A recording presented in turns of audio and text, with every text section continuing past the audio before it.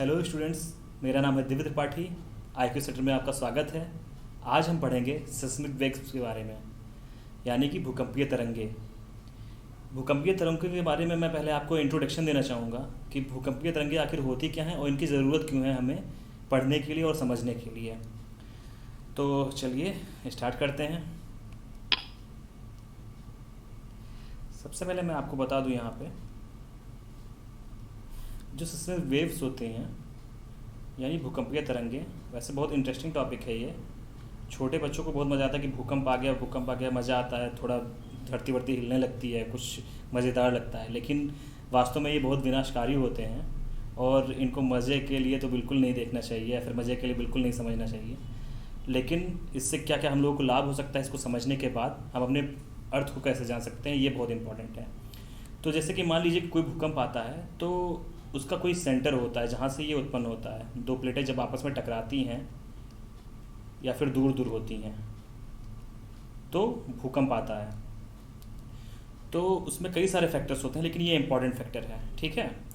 तो अगर मान लीजिए यहाँ पे प्लेटें टकराई तो यहाँ से जब यहाँ पे भूकंप उत्पन्न हुआ तो यहाँ से कुछ एनर्जी रिलीज़ होती है जो ऐसे आपकी गति करती है, जैसे जो पृथ्वी के आर पार भी जा सकती है या फिर पृथ्वी की जो सरफेस होती है उस पर गति कर सकती है। तो ऐसे एनर्जी रिलीज़ होती है और कई दिशाओं में जाती है पृथ्वी के अन्य भागों पे। तो इसी वजह से हम लोग को वो चीज़ महसूस होती है। तो जब ये वेव्स निकलती हैं तो हम लोग को कंपन जैसा महसूस होता है और इन वेव्स से हम लोग ये पता लगा सकते हैं, क्योंकि ये कुछ तरंगे होती हैं जो पृथ्वी के आर पार चली जाती हैं। जैसे कुछ हिला तो वो आर पार चली गई, और कुछ तरंगे ऐसी होती हैं जो धरातल पे यानी कि पृथ्वी का जो सरफेस जिस पे हम लोग रहते हैं उस पे चलती हैं। जैसे कि ये जो हमारा सरफेस है, ये जो सरफेस है, इस पे भी ऐसे ऐसे ऐसे तरंगे कुछ चलती हैं, जिनको हम, ये तरंगे जो होती हैं उनको हम कहते हैं सरफेस वेव्स।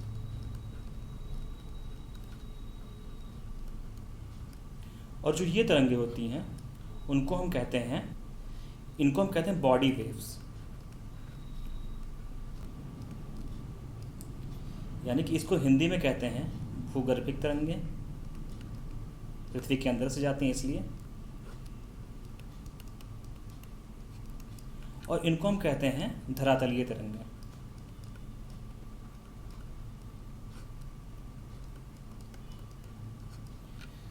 तो आपको ये समझ में आ गया कि तरंगे क्यों उत्पन्न होती हैं, भूकंप क्यों आते हैं और क्या रीज़न होता है।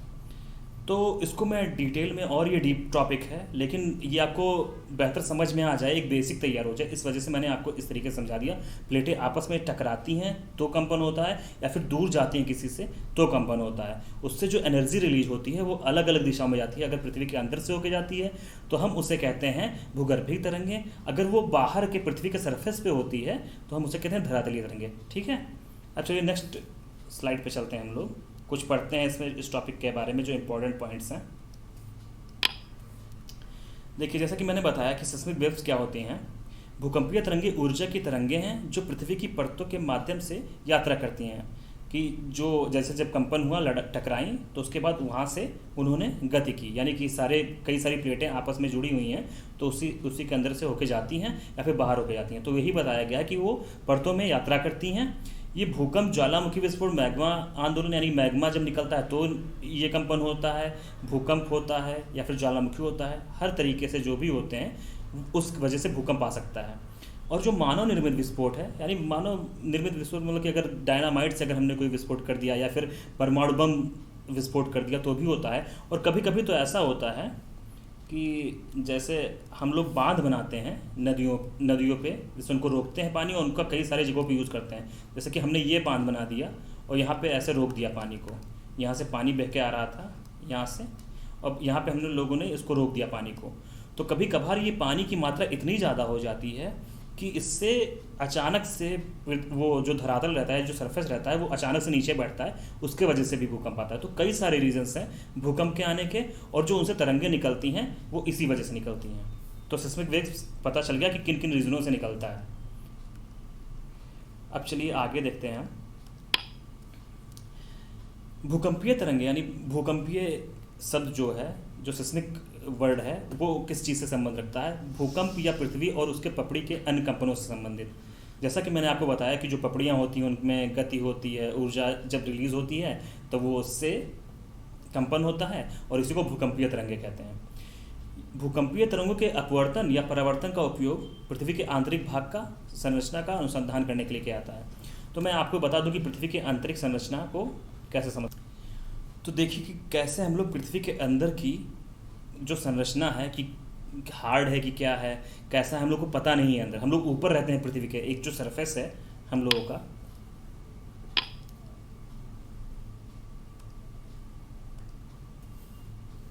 जो हम लोग का सरफेस है पृथ्वी का, जैसे कि आउटर लेयर है, आप लोग को इतना तो पता ही है कि हम लोग इस पे रहते हैं। ये जो बाहर की सतह है पृथ्वी की, हम लोग इस पे रहते हैं। ये गुरुत्वाकर्षण की वजह से हम लोग इस पे रुके हुए हैं, ये हम लोग को पता है।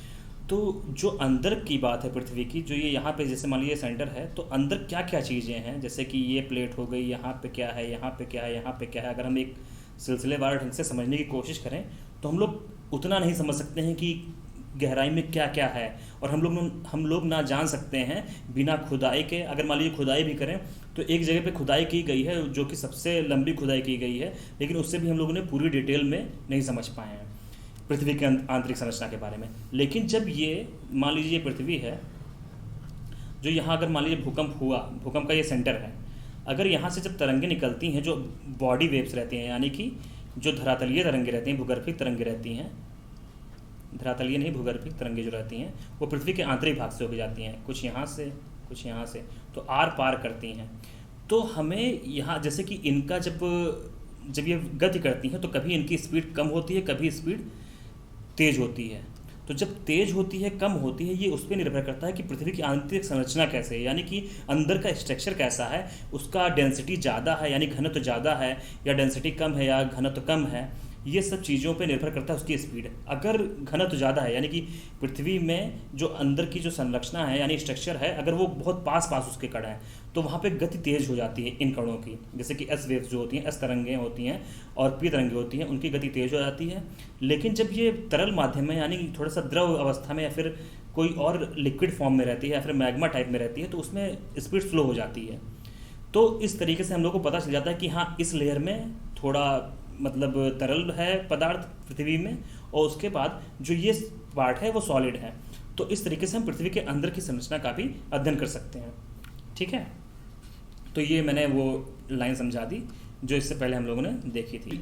अब चलिए हम आपको बताते हैं कि सिस्मिक वेव्स के टाइप क्या होते हैं, या फिर अर्थक्वेक में जो तरंगे उत्पन्न होती हैं उनके टाइप क्या होते हैं। तो चलिए शुरू करते हैं। अब ये देखिए, आपके सामने एक टेबल बन के आया है। ये सिस्मिक वेव्स हैं यानी भूकंपीय तरंगे। हिंदी माध्यम वाले हमारे दोस्त, तरंगे ये हो गया। उसके बाद इसमें दो पार्ट होते हैं, एक बॉडी वेव्स जैसा कि मैंने आपको बताया, ये होते हैं भूगर्भिक जो कि पृथ्वी के अंदर से होके जाते हैं, भूगर्भिक तरंगे। और ये होता है सरफेस वेव। सरफेस से आपको पता ही कि होता है ऊपरी सतह यानी सतही तरंगे, या फिर इनको हम कह सकते हैं धरातलीय तरंगे।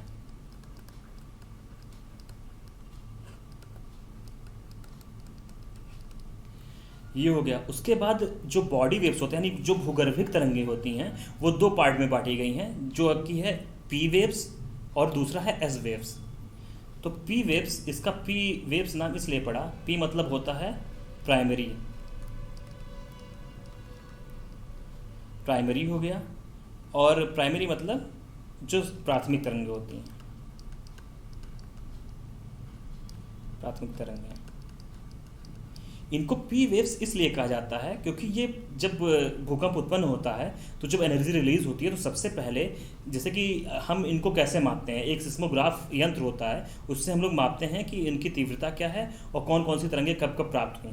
तो जो सबसे पहले हम लोग के सिस्मोग्राफ पे आता है वो पी वेव्स होती हैं, तो इस वजह से हम इनको प्राइमरी वेव्स कहते हैं। ठीक है, और ये लॉन्गिट्यूड होती हैं। लॉन्गिट्यूड मतलब बताइए, जैसे कि अगर मान लीजिए कि ये इन तरंगों की लंबाई है यहाँ से यहाँ तक, तो ये तरंगें ऐसे ऐसे गति करती हैं, मतलब कि इनके तरंगों में कंपन जो होता है वो इस तरीके से होता है, इस साइड में। जैसे कि ये तरंगें इस तरीके से नहीं होंगी ऊपर नीचे, ये तरंगें आपस में ऐसे ऐसे कंपन करती हैं, यानी ऐसे ऐसे ऐसे ऐसे करके आगे बढ़ेंगी, ठीक है। ऐसे ऐसे करके जैसे दबेंगी भी, ऐसे ऐसे आगे बढ़ा करेंगी, ठीक है। तो इसको कहते हैं लॉन्गिट्यूडनल, वो लॉन्गिट्यूडनल वेव्स। उसके बाद दूसरा आता है ट्रांसवर्स। ट्रांसवर्स तरंगें एस वेव्स, यहाँ पे नाम दिया गया है इनको, एस वेव मतलब सेकेंडरी, ठीक है। तो इस वजह से इनको सेकेंडरी वेव कहते हैं। और जो ये ट्रांसवर्स है, इनके जो वो तरंगों में जो कंपन होता है वो इस तरीके से होता है। इन तरंगों में कंपन जो प्राइमरी वेव होती है वो इस तरीके से होता है, ऐसे ऐसे। लेकिन जो इन तरंगों में कंपन होता है ये ऊपर नीचे होता है, यानी कि जो तरंग की गति होती है, जैसे मान लीजिए ये तरंग चल रही है, एस तरंग चल रही है, इसकी दिशा ये है, लेकिन जो तरंगों की कंपन होगा वो ऊपर नीचे होगा, यानी कि इसके लंबवत होगा। जो तरंगों में कंपन होगा वो लंबवत होगा, यानी कि ये ऐसे ऐसे करेंगे कंपन, ऐसे ऐसे ऐसे ऐसे चलेंगी, ठीक है। ये ऐसे ऐसे चलती हैं, आगे ऐसे ऐसे बढ़ती रहती हैं। तो ये कंफर्म हो गया कि पी वेव्स क्या होती हैं, एस वेव क्या होती हैं। ये पृथ्वी के अंदर की तरफ चलती हैं, ठीक है। अब चलिए, जो सरफेस वेव्स हैं इनमें दो पार्ट होते हैं, एक ये होता है रिले वेव्स और दूसरा होता है लव वेव्स। लव वेव्स से बहुत मज़ा आ रहा होगा आपको कि हाँ इसमें प्यार वाला कुछ होगा, लेकिन ऐसा कुछ नहीं है। ये वैज्ञानिक थे, उन्हीं के नाम पे इन वेव्स का नाम पड़ा है, यानी इन तरंगों का नाम पड़ा है। तो इसके बारे में हम बाद में चर्चा करेंगे, कि पहले हम थोड़ा जान लेते हैं बॉडी वेव्स के बारे में। नेक्स्ट स्लाइड पे चलते हैं। हाँ,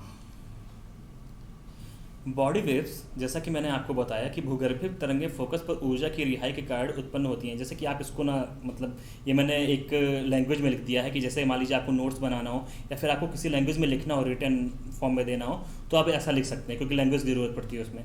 लेकिन आप सीधी सीधी जानिए कि जो तरंगें पृथ्वी के अंदर से होकर जा सकती हैं उन्हें धरातलीय तरंगें कहते हैं, या भूगर्भिक तरंगें कहते हैं। धरातलीय नहीं, भूगर्भिक तरंगें कहते हैं, बॉडी वेव्स कहते हैं। बस इतना आप जानिए। या सीधा पृथ्वी के आंतरिक भाग से यात्रा करते हुए सभी दिशाओं में चलती हैं, इसीलिए इनका नाम भूगर्भिक तरंगें पड़ती हैं। यही है इसका मेन पॉइंट। उसके बाद जो जो की पॉइंट्स रहेंगे वही मैं आपसे डिस्कस करूंगा, और बाकी मैंने तो आपको आपके लिए ये पीपीटी बनाई दी है कि जिससे आपको आसानी रहे समझने में।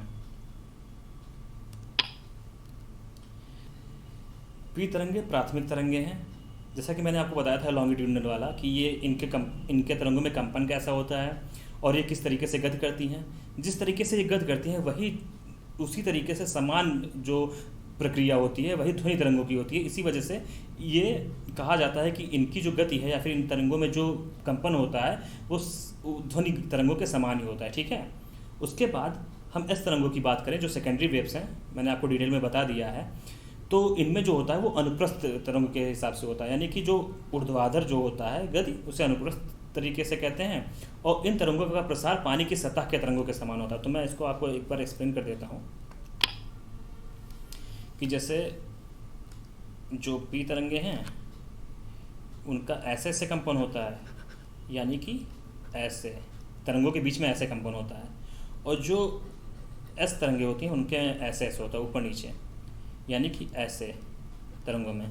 तो ये वाला साउंड के लिए भी इसी तरीके से, साउंड का भी ऐसे ही गति होता है। तो इस वजह से ये साउंड जैसे गति करते हैं वैसे इनको मान लिया जाता है।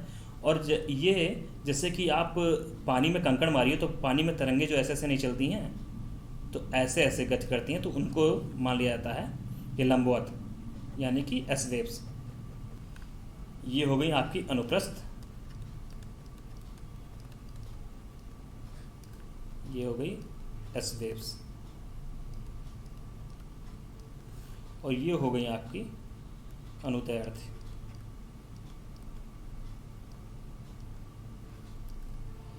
ये हो गई पी। तो कुल मिला के पी वेव्स और एस वेव्स के बारे में हम समझ गए हैं। उनके कंपनों की गति ऐसे ऐसे होती है पी वाले की, और एस वाले की ऐसे ऐसे होती है, ठीक है। तो चलिए अब नेक्स्ट स्लाइड पे चलते हैं। इनके बारे में हम लोग को अच्छे से समझ में आ गया है कि पी वेव्स क्या हैं और एस वेव्स क्या हैं, प्राइमरी और सेकेंडरी क्या हैं। चलिए नेक्स्ट स्लाइड पे चलते हैं। अब प्राइमरी वेव्स को हम लोग किस किस तरीके से और जान सकते हैं, जैसे कि जो इनका स्ट्रक्चर होता है, जिस तरीके से ये गति करते हैं, उस तरीके से इनके नाम को और तरीके से भी समझ सकते हैं, या फिर और चीज़ें भी कही जाती हैं उनके बारे में। जैसे कि यहाँ आप देख सकते हैं कि ये लॉन्गिट्यूडनल वेव्स, ये देखिए ये जो है इनको लॉन्गिट्यूडनल वेव्स भी कहते हैं, पी तरंगों को। लॉन्गिट्यूडनल ये इस वजह से, ये लॉन्गिट्यूडनल हो गया। लॉन्गिट्यूडनल मतलब आप सीधा सीधा समझिए कि लंबा। तो ये तरंगों में कंपन ऐसे ऐसे होता है, ये देखिए ऐसे ऐसे ऐसे ऐसे ऐसे ऐसे ऐसे। तो इसको नॉर्मली आप ये ध्यान रखिए कि ऐसे होता है। तो इनको हम लॉन्गिट्यूडनल वेव्स इसलिए कहती हैं। पी तरंगें अनुदैर्ध्य तरंगों के तरीके से भी कार्य करती हैं, तो इनको अनुदैर्ध्य तरंगें भी कहा जाता है।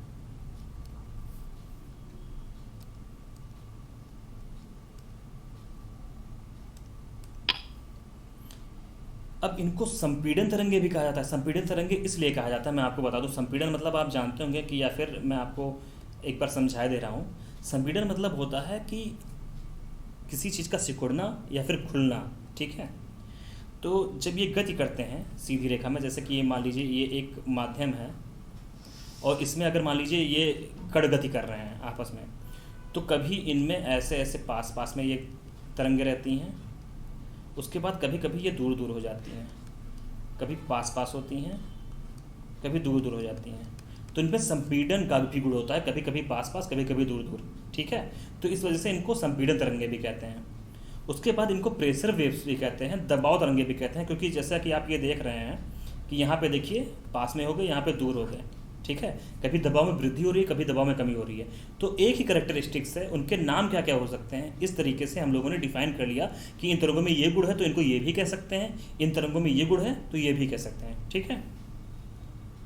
ये तरंगे अपेक्षाकृत उच्च आवृत्ति की होती हैं और भूकंप तरंगों में सबसे कम विनाशकारी होती हैं।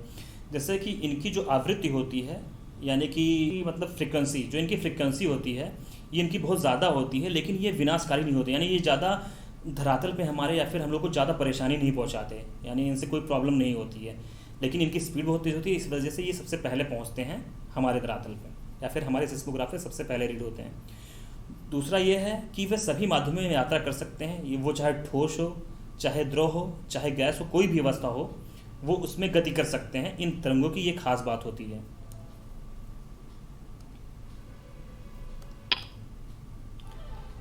यानी कि अब ये देखिए ये किसमें सबसे ज़्यादा इनकी वेलोसिटी रहेगी, वेग इस किसमें पी तरंगों का सबसे ज़्यादा रहेगा, सबसे ज़्यादा रहेगा ठोस में, उसके बाद रहेगा द्रव में, उसके बाद रहेगा गैस में। यानी कि इनकी जो गति होती है, इनका जो वेग होता है वो ठोस में सबसे ज़्यादा होता है, उसके बाद द्रव में उससे कम, उसके बाद सबसे कम गैस में। ये सब में गति तो कर सकती हैं, लेकिन स्पीड सब में चेंज होगी, वेलोसिटी सब में चेंज होगी। और उसके बाद बताया गया है ये तरंगे वायुमंडल में प्रवेश करते ही ध्वनि तरंगों का रूप धारण कर लेती हैं। जब तक ये वो धरती पे रहती हैं, यानी अंदर रहती हैं, तब तक ये अपना काम करती हैं भूगर्भिक तरंगों के हिसाब से। लेकिन जैसे ही ये एनर्जी के रूप में बाहर निकलती हैं, वैसे ही इनका काम हो जाता है ध्वनि तरंगों के हिसाब से, यानी कि साउंड वेव्स के हिसाब से ये कार्य करने लगती हैं, जिसमें इनकी गति होती है, इनका जो वेलोसिटी होती है 5 से 8 किलोमीटर प्रति सेकंड के बीच में इनकी गति होती है पी तरंगों की।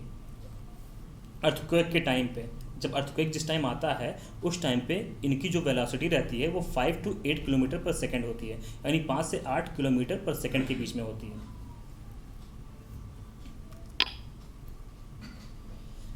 अब हम बात करते हैं कि जो धरातल के अंदर जब ये तरंगे रहती हैं तब कितनी स्पीड रहती है इनकी जब जैसे भूपर्पटी के बीच पास में रहती हैं। मैं बता दूं आपको एक परपन से, जैसे कि ये मान लीजिए पृथ्वी है, ये पृथ्वी है, यहाँ पे आपका भूकंप केंद्र है। जैसे कि अगर ये मान लीजिए यहाँ पे रहेगा, जैसे सरफेस के पास रहेगा, यहाँ पे पास में, तो इनकी जो वेलोसिटी रहेगी ये रहेगी 6 किलोमीटर पर सेकंड तक। लेकिन जैसे जैसे ये नीचे जाते हैं, मेंटल की तरफ जाते हैं, ये क्रस्ट होता है ऊपर, उसके बाद होता है मेंटल, उसके बाद होता है कोर, जो पृथ्वी का बीच का जगह है। अगर हम ऐसे पृथ्वी को देखें, काट दें पृथ्वी का इतना हिस्सा निकालें जैसे तरबूज निकालते हैं, तो ये इतना आपका क्रस्ट हो जाएगा, ये इतना आपका मेंटल हो जाएगा, ये आपका कोर हो जाएगा। इसमें भी कई सारे पार्ट्स होते हैं, मैं इसको बाद में बताऊंगा, लेकिन आपको समझने के लिए बेसिक इन्फॉर्मेशन दे रहा हूँ। तो जो अगर क्रस्ट में जब चलती हैं तरंगे, ये क्रस्ट में चलती हैं, तो इनका 6 किलोमीटर पर सेकंड इनकी वेलोसिटी रहती है। उसके बाद जब ये मेंटल में यहाँ पे इतनी दूरी पे गति करते हैं, तब इनकी स्पीड हो जाती है 13.5 किलोमीटर पर सेकेंड। उसके बाद जब ये कोर में गति करते हैं, यहाँ पे कोर में गति करते हैं पृथ्वी के, पृथ्वी के कोर में गति करते हैं, तब इनकी जो गति है वो हो जाती है 11 किलोमीटर पर सेकेंड। इसमें थोड़ा कम हो जाता है। तो कुल मिला के 6 होता है, पहले 6 किलोमीटर पर सेकेंड क्रस्ट में, उसके बाद मेंटल में होता है 13.5 किलोमीटर पर सेकेंड, फिर लास्ट में होता है जो कोर होता है उसमें होता है 11 किलोमीटर पर सेकेंड। इस तरीके से पी तरंगे गति करती हैं, यानी तीनों माध्यम में, तीनों तरीके के जो चट्टानें होती हैं उनमें गति करती हैं।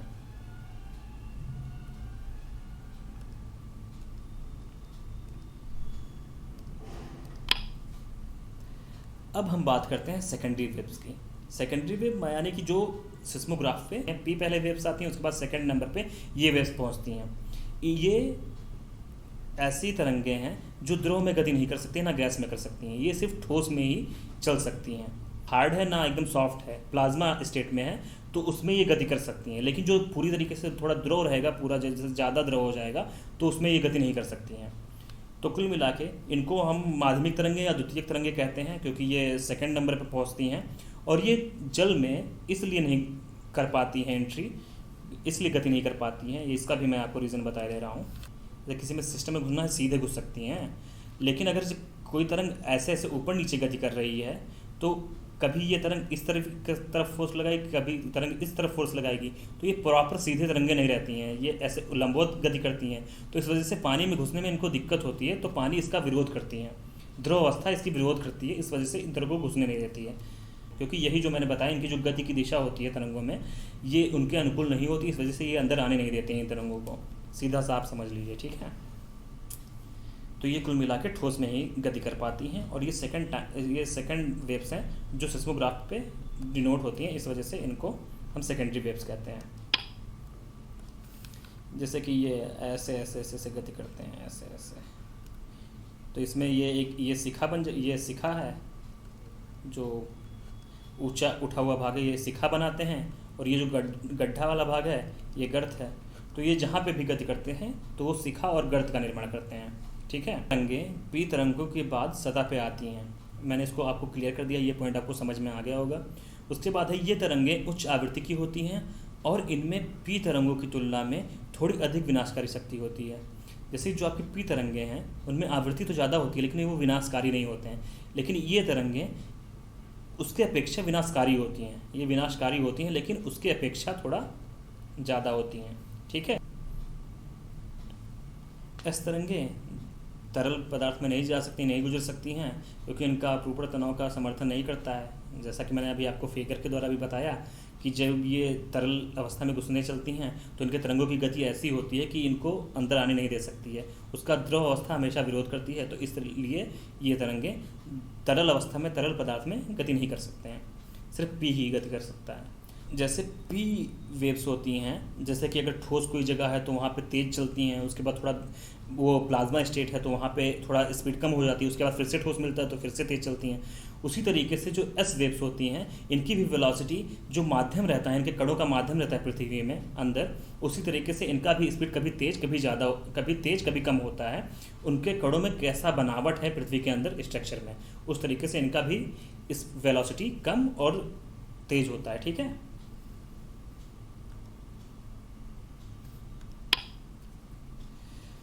अब ये देखिए फिगर के माध्यम से, मैंने इसको फिगर को इसलिए लगाया कि आपको अच्छे से समझ में आ जाए। जो भी चीज़ें मैंने बताई थी वो चीज़ें आपको साफ साफ दिख रही होगी। पार्टिकल मोशन, अभी मैंने आपको बताया था कि ये जो पार्टिकल होते हैं पी वेव्स में ये ऐसे गति करते हैं। जो कणों का कंपन होता है, जैसे कि ये कण है और ये कण है, तो ये कणों का कंपन ऐसे ऐसे होता है, यानी कि ये ऐसे ऐसे गति करते हैं, ठीक है। ये ऐसे ऐसे गति करते हुए आगे बढ़ते हैं। और उसके बाद ये इसमें देखिए ये यहाँ पे जो मैंने बताया था कि ये पास पास कहीं कहीं हो जाते हैं, कहीं कहीं दूर दूर हो जाते हैं, तो इससे ये हो गया था कि ये संपीड़न तरंगे भी होती हैं। उसके बाद इसमें दबाव तरंगे भी मैंने बताया था कि तरंगे दबाव वाली तरंगे भी होती हैं। इसमें दबाव का भी देख रहे हैं कि यहाँ पे दबाव हो रहा है, यहाँ पे विरल हो रहे हैं, यानी कि दूर दूर हो रहे हैं, तो दबाव कम भी हो रहा है, ज़्यादा भी हो रहा है, तो कंप्रेशन भी हो रहा है। और उसके बाद पार्टिकल मोशन कैसा हो रहा है ये भी आपको पता चल गया, और ये डायरेक्शन कैसी है इनकी, जो ट्रेवल कैसे करते हैं ये आपको दिखाई दे रहा है, ये इस साइड में अगर गति कर रहे हैं तो। और एस वेव में बताया था आपको मैंने कि यहाँ पे लंबवत गति करते हैं कण, यानी कि कण ऐसे ऐसे गति करेंगे। अगर मान लीजिए कि अगर इस दिशा में चल रहे हैं तो ऐसे ऐसे गति करते हुए आगे बढ़ेंगे, ठीक है। तो और जब ऐसे ऐसे गति करते हैं तो इनमें लहर नुमा, जैसे कि पानी में जैसे लहर होती है वैसे ही आकृति बनती है। तो एस वेव्स ऐसे चलते हैं, पार्टिकल मोशन ऐसे होता है। तो आपको फिगर से भी समझ में आ जाए, तो इस वजह से मैंने ये स्लाइड सेट की थी। ठीक है, अब देखो भाई, मैंने वी वेव्स और एस वेव्स के बारे में आपको पूरी डिटेल बता दिया, क्योंकि ये टॉपिक बहुत ही इम्पॉर्टेंट है और बहुत ही अच्छे से समझने के लिए हमें थोड़ा टाइम चाहिए होता है कि हाँ हम लोग समझ भी पाएँ और थोड़ा माइंड में भी हमारे मेमोरी में भी रहे। क्योंकि अगर हम लोग कुछ कंज्यूम करते हैं तो ये नहीं है कि इकट्ठे हम लोग अगर पी जाएँ तो फिर हम लोग को याद नहीं रहेगा। तो इस वजह से मैं इसका सेकंड पार्ट लेके जल्द ही आऊँगा, और उसमें जो अदर पार्ट बचे हुए हैं सिस्मिक वेव्स के, उसको मैं आपसे डिस्कस करूंगा। और आशा करता हूँ कि आपको और अच्छे से समझ में आएगा कि सिस्मिक वेव्स क्या है, उनका इंपॉर्टेंस क्या है हमारे अर्थ के लिए और हमारे सभी ह्यूमन बींग्स के लिए। तो आशा करता हूँ आपको ये वीडियो समझ में आएगी, बहुत पसंद किया होगा आपने। अगर आपको अच्छा लगा हो तो आप लाइक करें, शेयर करें और कमेंट करें और बताएं कि कैसा ये वीडियो था। Like, comment, share, subscribe. Thank you so much.